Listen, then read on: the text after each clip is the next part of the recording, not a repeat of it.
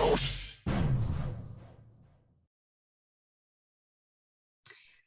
everybody. I wanted to welcome you to the CCRI Night Connect Days. My name is Dr. Heather Townsend. I'm in the biology department. I've been with the college for, probably about 15, 16 years. And I'm here as a faculty member to kind of give you my perspective on tips for success. So things that as faculty, we really feel help students succeed in our courses.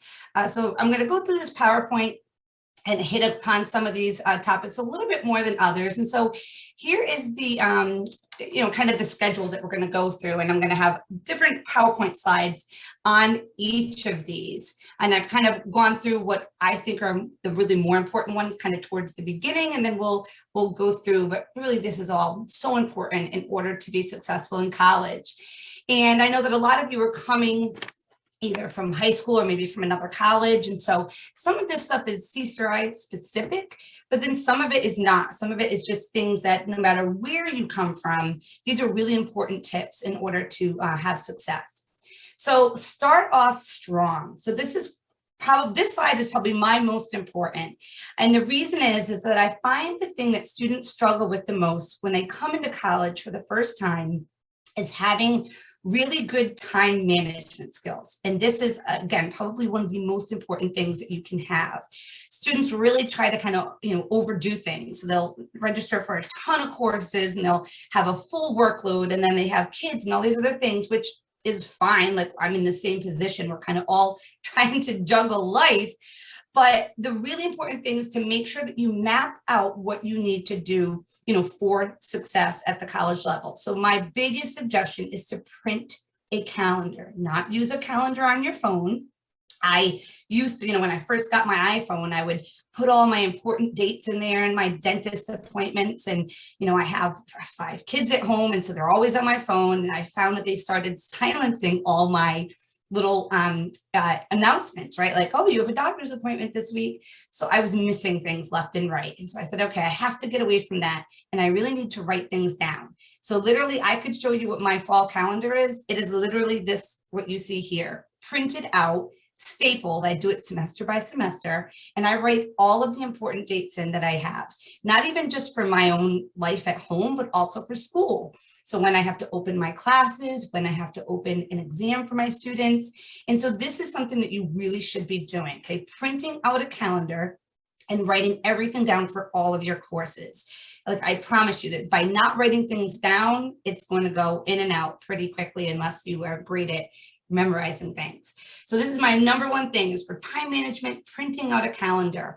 Because for an instructor, kind of one of the things that, I usually kind of get a little upset about is students say, well, oh, I forgot about that. Or I misthought, I kind of missed that due date because I thought it was this other one. I promise you, you get a calendar, you write it down, there's no excuse, right? You're always going to have everything right there. There's this really cool website as well that you can go to kind of look at time management. It's through wisconsin.edu. And it's really neat because you put in how many hours you work, what extracurricular things you have, how many classes you're taking, and it helps you do a little bit of time management. And Word, if you go to Word, which is free to all CCRI students, you can get Microsoft Office for free. It has a calendar wizard in there.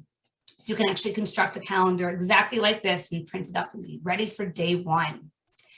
Constructing an email. Okay, this is another thing. So now that you are at the college level, you're going to have a lot of email communication with your different professors. And again, the thing that, sometimes, professors would really like is to have a properly constructed email. I am really big on not just setting you up for success in my course, but I also want you to have success in your life.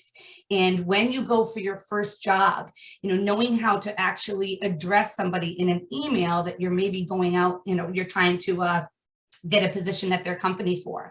So I'm really more about preparing you for life after college as well in my courses. And so knowing how to get used to it now, right? So in your subject line, be specific. So you want to make sure that it's anywhere from 6 to 10 words long.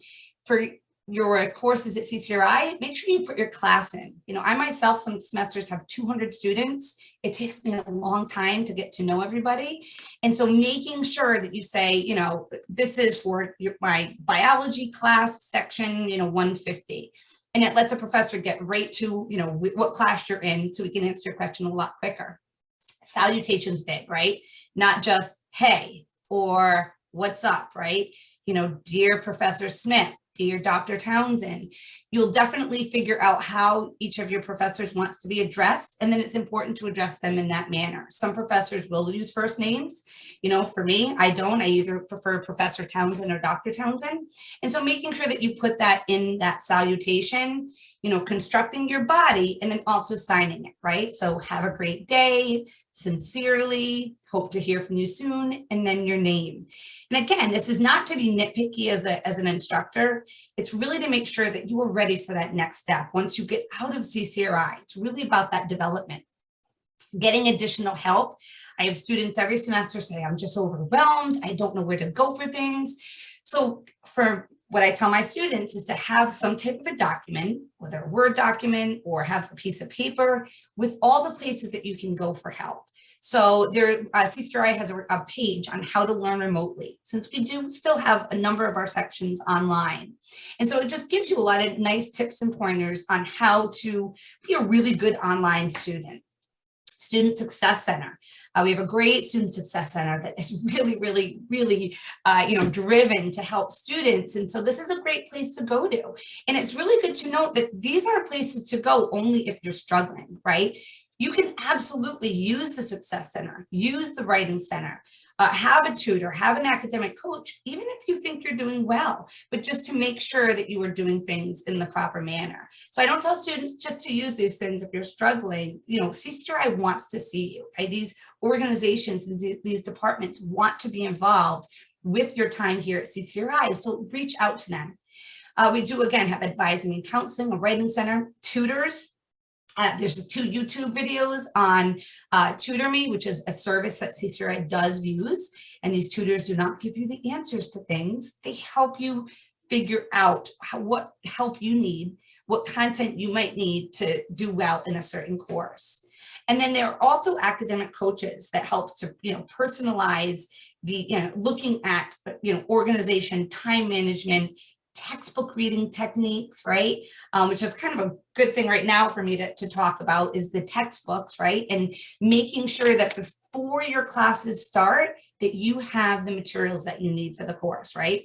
I promise you, coming in day one, unless, you know, that's, you know, unless it's kind of, you register day one, but for the most part, if you registered early, you have access to what textbooks the instructors are going to use. Right now, you could log on today to the bookstore website and see what textbooks you would need for my course. And so it's really important to have those textbooks as soon as possible so that you can start the process of reading and getting ready for that course. But the academic coaches are great at kind of giving you these tips and helping you with a lot of these strategies to ensure success here at the college. Blackboard is the LMS, the learning management system that we use here at CCRI. And so personally for me, in my fully online courses, it's all run through Blackboard. So again, making sure from day one that you're ready to go onto Blackboard is really important. And so you'd actually go to the main CCRI website, and in that top right corner, there's a little tab that says login, and it brings down this huge list of things. So you can go to my CCRI, you can go to email, or you can go to Blackboard. And this is where you're going to enter your student ID and password, which is what you'll use for everything here at the college. And you would look for your course. And this is, you know, a lot of professors won't open the course until either the day of or maybe the week before. So for all my courses, I open it a week before so students can start looking at the syllabus. But if any of your instructors are going to use Blackboard, it's the same way to log on for all students. So as far as effective learning and being, being ready for the college type of instruction that a lot of you are going to be getting, there are this thing called 6 strategies for effective learning, which somebody actually over at Rhode Island College came up with a lot of this, a lot of the listing of this and did a really great research paper on it. And it just goes over kind of how you should be studying, right? Like, what should you do as a student? So one of these is called spaced practice. So spacing out when you are actually studying for something. And so I have so many students say, I did really poorly on the exam. Why do you think I did? And the first thing I ask them is, when did you start studying? And if they told me the day before, there it is, right? You never want to cram, right? There's that cramming. We never want to cram for things. We never want to wait till the last minute. My biggest suggestion is telling students to practice every single night after they actually meet with the course, study. Even if it's 20 minutes a night, maybe 30 minutes every other night, but making sure that you're spacing out that practicing of the information. That is what's going to inevitably put it into your brain, right? Lock it in for that long-term memory. Cramming does nothing. Retrieval practice is great. Practicing retrieving information, right? So studying and retrieving information are two different things, right? When you're studying, you're trying to put it into your brain. If you take a break, maybe 2 days later, say, okay, before I start studying, let me see what I can retrieve from that last session that I did. And this is a really great way to make sure that you are actually retaining the information. Elaboration, so when you're looking at this information, not just remembering definitions, but basically being able to explain them. I can promise you one of the biggest things that professors want at CCRI is critical thinking skills. We don't want just regurgitation of facts. So a lot of my courses, I don't ask for definitions. I ask you to explain, okay? So all the things I've given you, now take that and explain it. And then maybe even take that and connect different learning modules to one another. So being able to explain, having critical thinking kind of goes into this elaboration and this interleaving as well. Providing examples. So making sure that, again, you're not just defining, that you can actually give an example of whatever that technique is that you learned in the course. And then also a thing called dual coding, which kind of goes back to making sure that you can have these different types of connections between all of the information. Mind mapping, I have a lot of students that swear by this, and it's basically taking one of your themes, one of your things that you've done in the course, and connecting it to different modules. And so for me, whenever I'm starting a new subject in my course, maybe going on to a new chapter, I always say why it is important to the previous chapters that we've gone over, right? So making a connection to with all of the content together is extremely important for that big picture.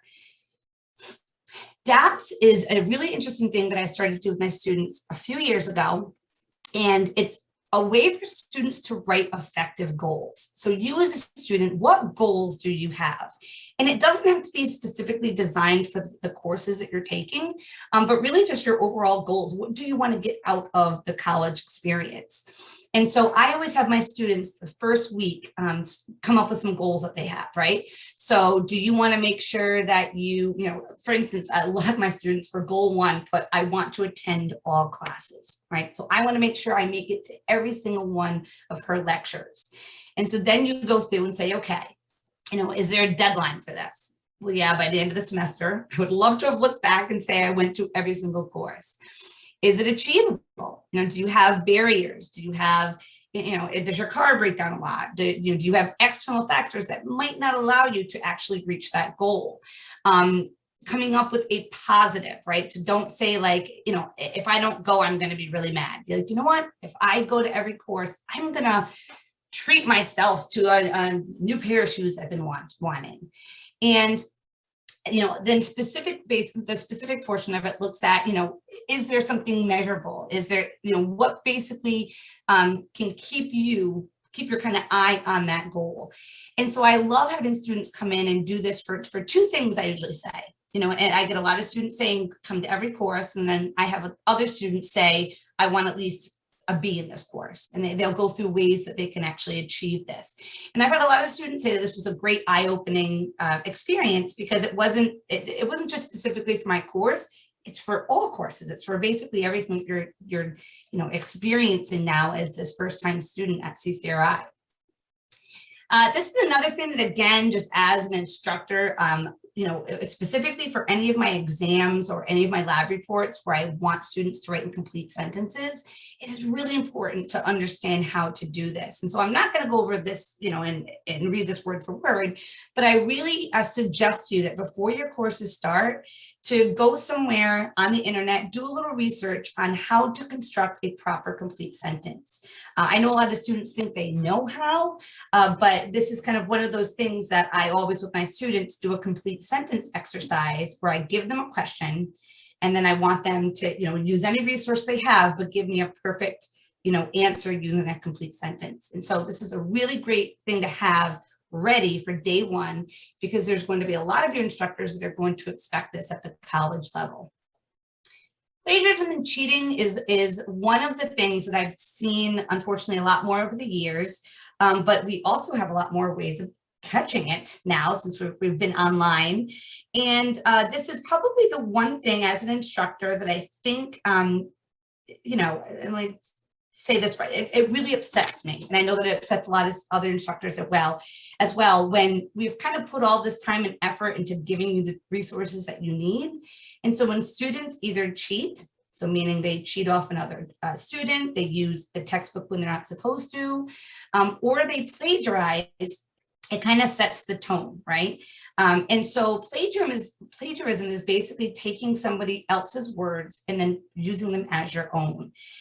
So this includes buying a paper from the internet, copying and pasting another person's work. So if you need to fill out a lab report and it asks you a question and you go and find that answer on Google and you copy it and you paste it in, that is plagiarism, right? So you need to put things in your own words. And again, this is kind of that really big expectation that we have now at that college level, is that not only do we expect it, but if we find you doing it, it can unfortunately lead to things like being reported to the dean of students, which would actually go into your file as a student. And so we want to make sure that we avoid that, right? I promise you that if at any point during the semester you needed help with this, all of your instructors are there to help you, right? We want you to succeed. I want every one of my students to succeed. And so if you ever have a question about how to make sure that you are not plagiarizing, go to your instructor, go to one of the academic coaches, go to the tutoring center. Anyone would help you. We would rather help you and take the time to make sure you're not doing this. So it really is important that you reach out at any point. If you're kind of, I don't know if this is considered plagiarism or not, how would I make sure that I put this into my own words? Really important for that. So other tips, right? And I rely on my baby Yoda friend over here. The syllabus is probably the most important document that you will get at the beginning of your term. And and depending on what high school you went to or where you came from, the syllabus at the college level is a big thing, right? I think of it as my contract with students. Mine is 11 pages long. I know, very long. However, I want my students to be able to go to that document, and any question they have should be answered in that syllabus, right? If it's done correctly. So how am I being graded? It's in the syllabus. How do I contact my professor? It's in the syllabus. What do I think my reading schedule is? What does she do as far as exams? What are her expectations as far as posting online discussion boards? And everything should be located in that syllabus. So I usually tell my students to, before they have a question, make sure you read the syllabus, right? If you've read the syllabus and you still have the question, obviously reach out, but this is the place to start with any of your courses that you have. And so in your online courses, you're typically probably going to get this before the start of the semester, but with a lot of your face-to-face classes, you're definitely going to get this probably the first day. So you walk in, and this is the big thing that instructors do the first day, is go over that syllabus. So other tips I have: forming a study group. I can promise you this is one of the biggest helps that I've heard from students. They say this is the one thing that helped them the most, was forming study groups. Because when you have a cohort of other students in the same class, you're coming together, you're going to answer a lot of questions that you have just within your group. So one person might be really versed on one thing that you learned in class, and another person's really versed on another, and then you're all teaching and helping one another. And so I really think that forming study groups is a great way to succeed at the college level. Reviewing and correcting your assignments. So when your instructors just give assignments back, make sure you're reviewing that, right? You're like, oh, great, I got an 89 out of 100. That's good. Well, where were the 11 points you lost, right? Make sure you're looking for that, because those 11 points might come back maybe on the next exam. So making sure that you're looking over everything that your instructor gives back to you. Asking your instructors if you can record the lectures. I have students every semester record my lectures when we're face-to-face and tell me they listen to them in the car, when they're taking a shower, when they're cooking at night, and they listen to my lecture again. And listening it to the second time sometimes is when it sticks, when the information sticks. So not all instructors will allow you to do this, but it's a great way, a great question to ask that first day is, can you record it? And there's lots of different apps that you can get on your phone to allow you to do this. When you're at school, be there, right? So when you are here, be here is what I usually tell my students. So when you're in the course, don't have your phones out. Don't be thinking, try not to daydream. I know that we all have a million things going on outside of school, but it's really important that to retain the information and get the most out of the college experience, that you kind of try to shut your mind off from those other things and focus as much as possible. I'm supposed to say compute, not computer. Compute your grades throughout the semester. Don't wait until the end, and do not ask your instructor, okay? This is, one of the first things that I tell students is exactly what each of their portions of the grade equal. So exams are 35%, homework's 20%, et cetera, et cetera. And so as long as you get all of your graded assignments back, you have all of the tools there in order to compute your grade. So there's, I always tell students, do it throughout the semester. No cell phones during study time. I'm guilty of this. If I'm working on a lecture and my phone's out next to me and I hear a little buzz, I'm like, ooh, I stop what I'm doing. I look at who texted me or what new email I got. But every time your mind goes away from what you're doing, you now have to reset it when you actually look back at what you're studying or what you're working on, and that takes time for your brain to kind of configure again. So if possible, when you're really trying to study and do your elaboration and your retrieval, put the phone in another room and try not to look at it. I know it's hard for me too, but this truly is how you're going to have success with studying. Don't study the info you know.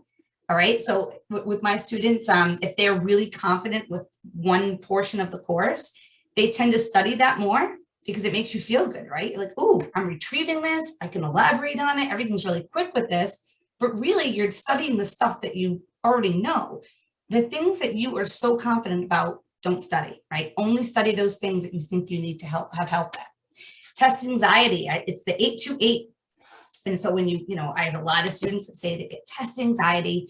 So I always tell them to breathe in for 8 seconds, hold it for 2, and then take 8 seconds to exhale, and you will feel better. You really will. And so I tell all of my students to do the 828 before they start an exam. Reading before class, key. All of my students, I say, if you're coming to my class, and my PowerPoint goes up and none of these words make sense to you, it's because you were not prepared, right? So making sure that you read even a little bit before class so that it's not completely new information. And then once you hear the professor lecture, then go back and read more for clarity. Read additionally, and this is going to help you retain that information. Have somebody every day ask you about something that you learned. So a mom, a brother, a friend, boyfriend, say, hey, every day I have class, I want you to ask me about one thing I've learned. And I have students say that this really helped them get excited about the material, because then they got excited about it. They told somebody else, they got excited about it. And it really helps to give you that clarity and that excitement and that engagement that you need for college. Handwrite your notes. This is really important. Studies have shown that handwriting notes over typing your notes helps you to retain it. And the number one thing is to contact your professor before a problem arises. When I get an email the last week of school from somebody that didn't come for 4 weeks, there's nothing I can do, right? That's way too much missed work. So if you find that you're having a problem, whatever the problem is, you're having a problem with retention, you're having a problem with the materials, you're having problems with the Blackboard quizzes, whatever it is, before it escalates and really snowballs, make sure that you're talking to your professor. Waiting to the last minute for anything, studying or trying to rectify a problem is not going to help anybody. So I really tell students, listen, the minute you think you're going to have a problem with anything, reach out to me. I can help you if it's early enough. If it kind of keeps going and going, it's going to get harder and harder. So contact your professor. That's what we're here for. That's why I've chosen this profession, is because I really do believe in your success and want you to do well at the college level. So that is it for the presentation. I welcome any of you to reach out to me. This is my CCRI email address, hmtownsend@ccri.edu. Anytime you have a question, I would love to talk to you about it. And I hope that you all have a great first day of school.